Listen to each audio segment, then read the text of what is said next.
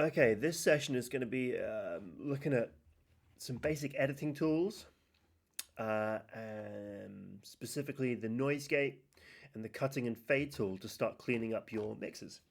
So what I've got here is the song "Naturally" by Alan Stone, who's an American R&B and soul artist. This is a live multi-track recording. Yeah, everyone in the same sort of room here. It feels like there's a lot of spill from other stuff going on. So a nice track to work with in terms of cleaning up with noise gates, cutting and fading, that sort of stuff, and making the mix generally quite clean before you get into mixing, because the point of this is when you start to use compressors and EQ, you're going to start bringing up things on those individual tracks that you don't want to be there, which can muddy the mix and distract from everything going on here. So let's just have a short listen to what's going on here in the whole thing, just so you can get a feel for the track. We've got a drum capture, kick in, kick out, snare top and bottom, rack and floor tom, drum overheads, as well as a drum room microphone, electric guitar amp, organ DI, the Whirly active DI, which is acting as like the bass here. We've got lead vocal and two BVs. Okay, here's the track. Her shape and size, I don't need advice, no. She paints up that face to make sure. Really, really lovely track. So we're going to take a look at the drums in this session. Probably have a short look at the vocals in terms of cleaning those up too. So we'll start with the kick in, and we're going to start by noise gating. Okay, now because we've got the kick drum, I'm going to use the noise gate and the kick drum and the snare drum. And I only really use noise gates for those two things because they go on for a little while. They're used quite frequently in drum capture, and so the noise gate can be a little bit more reliant. In contrast, if we were to try a noise gate on, say, like the rack tom or the floor tom, or even on vocals, because they use a little less frequently in the track than a kick drum and a snare drum could be just pedaling through, the noise gate, it can be a little bit unreliable in terms of opening and closing the noise gate and getting that quite right. So what I mean is, like, through all this, if we have a look at the rack tom here, where you can see where the transients are a lot louder, they're spiking here where the tom drum's going to be played. If my noise gate is on, if I'm using it essentially as a plugin, it's going to be waiting all this time. The noise gate's going to be closed because the sound hasn't surpassed a certain threshold for it to break through the noise gate. When it gets to this first tom drum here, it could take some real fine tuning to make sure that it's opening when you want it to, closing when you want it to, because if we just got a few sort of transients going on here. We've got one noise gate to balance these things here. These few things that are coming far and few between. So the better option really is try and cut a playhead or with a scissor tool and fade the transients in and out here for a nice smooth playback. Getting rid of excess sounds and build up that you don't want. And that we've got a little bit more control over the playback here. Let's have a look at the kick drum here, and we'll start with the noise gate. So we can use just like three parameters really. The threshold, which dictates, whatever sound surpasses the threshold, whatever audio signal that comes in that's louder in decibels than whatever your threshold level is at, we're going to hear it. The noise gate is going to open. Any sound and signal that is less than the threshold that we set won't be heard. That's how the noise gate works. And the attack and release determines how quickly the noise gate opens and shuts whenever those signals arrive and leave, okay, around the threshold. So it's how quickly it opens and shuts here. So a nice way that I like to start this is by pushing the threshold all the way to 0 dB, bringing the attack and release off. So we're going to hear nothing, okay? So here's our kick drum playing, and we don't hear a thing. So now I'm going to reel back the threshold until I just hear the kick drums, okay? Because I'm going to get spill from snare drums and other things like that on here. So I'm going to reel it back.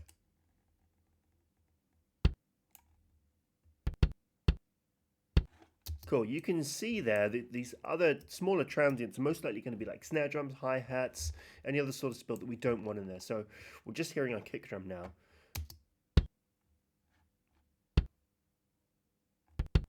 So about minus 27 dB is a good place to start. This might change when we start to introduce compression and EQ, and we can start to hear the kick drum a little bit with some more clarity, and we decide to shape the noise gate off a little bit more. But for now, it's a good place to start. I'm also going to ease up on the attack and release a little bit so it doesn't sound too clicky. Okay, at the moment the noise gate's opening and shutting so rapidly that it doesn't really have a lot of character to it. Cool. If I, widen the release up way out here, we're going to hear a little bit more sustain from the kick, and we're going to hear some bleed from the rest of the track.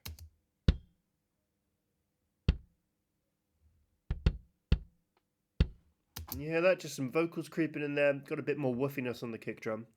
Conversely, if I was to open up the attack, we'd get a lot more bleed just before the kick drum comes in.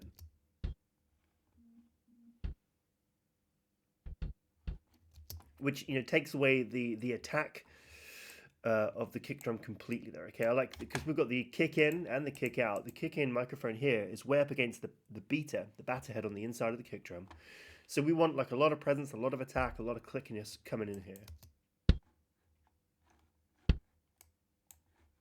Cool, nice place to start. Let's try the same with the kick out. Load up a noise gate. Should be in our recents. Same sort of deal. Bring everything way off and then reel it back. Let's mute this guy.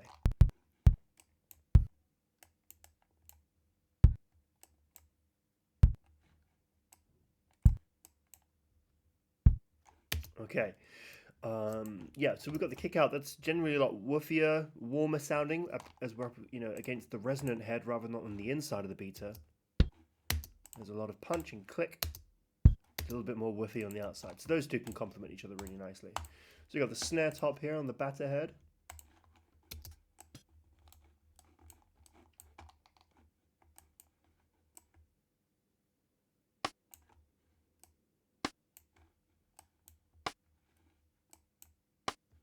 Now don't worry if everything sounds so short that it's like, okay, I've lost all sort of character. Again, you can pull this sort of stuff back out of the noise gate later on, or you've also got the overheads to rely on to give you some more ambient capture, okay, which can give you back the sustain and the tone of the snare drums and the kick drums and the tom drums when we get to those, as well as things like reverbs and delays, to give it a bit more space back in the mix. Here's our snare bottom.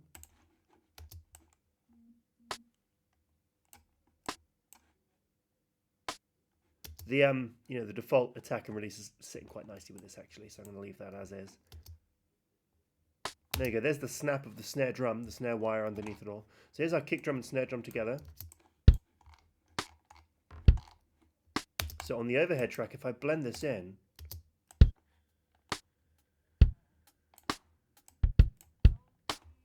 yeah, adds in a bit more of the ambience, so at least we've got like nice clean kick drums and snare drums. If I take the noise gates off,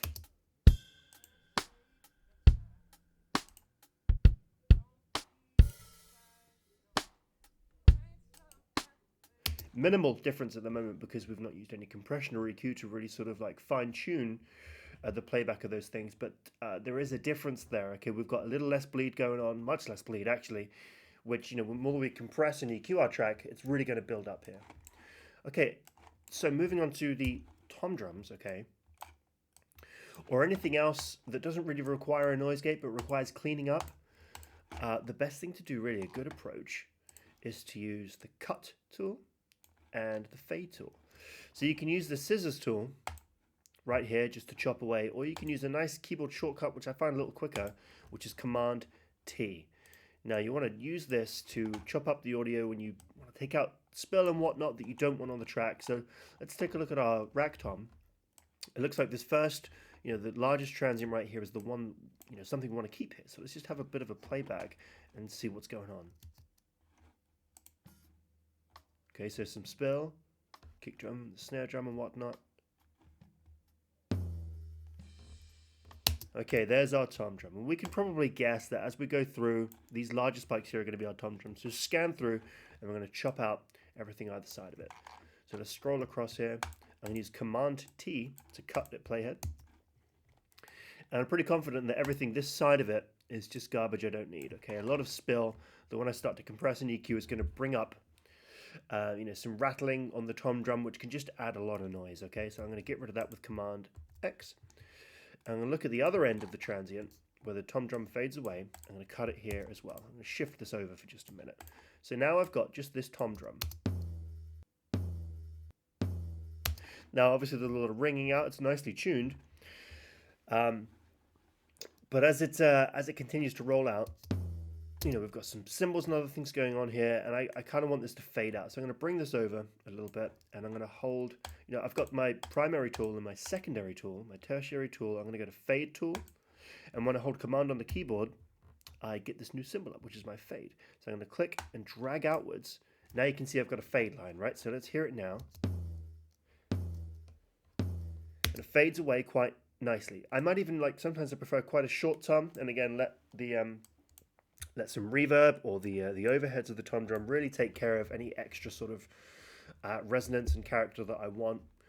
Really just quite capturing the attack of the tom drum, compressing and EQing that, and then maybe sending it to a reverb bus to bring it alive. I'm also going to bring over the front end of this here way up to the transient, and I'm going to fade this guy in as well, and I'm going to fade it in on the way in as well, just in case on the macro you know, there's a hi-hat or a snare drum, and it brings in like a click or a pop into our mix that we don't want. So that's my tom drum here. Let's hear this playback.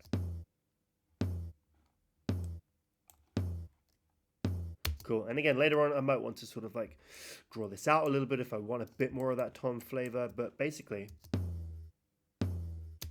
there it is. And I'll repeat this process for all of my tom drums going across. Okay, it's much more reliable than noise gating. There is another option you can try, which takes a little bit of trial and error, but it's a great tool. But I'd only use it on something that has, what have we got here, 1 2 3 4 5 6, maybe up to 12, 11, 12, something like that, transients here of things going on. I wouldn't use this next tool on kick drums and snare drums because there's far too much going on. What it is the remove silence tool, which is Control X, and I get this come up. And it works kind of just like a noise gate, where you've got a threshold, attack and release time here. And what it does is it searches, it's already done this for me, it's searched along, and it's highlighted in dark blue what it thinks, you know, we want to save and keep, essentially. And in the pale blue, when I click OK, it's going to delete all that, and it's going to remove that as silent. So it scans across, it thinks, okay, that's the silent bits, that's what you don't want, I'm going to take it out. So if I play with the threshold here, it's going to include more audio the more generous I am with the threshold. If I take this way up, you know, it's not going to let anything through here. Okay, so nothing through there. Just, well, one whole region, I think, if I go all the way up. But you can see the more I play with the threshold, it's letting in more because it's brought way down. So this can be a pretty smart tool, but it can be a little bit trial and error in terms of sometimes you might leave bits out, you might leave too much in, and it could be just as much of a headache to go through and cut and chop everything out. We've got the pre-attack time, which you can see, much like our envelope and the noise gate, extends before the transient to just a bit more generous that way with the audio, and also the same with the release time. Okay, if I push that out as well, there we go. So, I mean, this is a pretty handy tool to use on something like tom drums or big blocks of vocal that you don't want to bother, you know, chopping up. Could be quite helpful because you can distinctly see where those vocal bits are and where there's silence. So let's click OK. And there we go, it's chopped up our tom drums quite nicely, but then you'll have to go in still to take a close look. And, you know, from these, this is our release time, a little bit of attack time we gave it. So just search across, and you might find, just listening to them one at a time, yeah, a little bit of rattle before the tom drum comes in. So come in, give it that fade, pull it back a little bit, pull the fade out as well.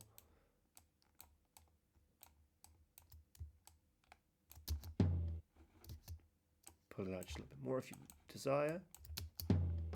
Yeah, there's a snare drum that snuck in there.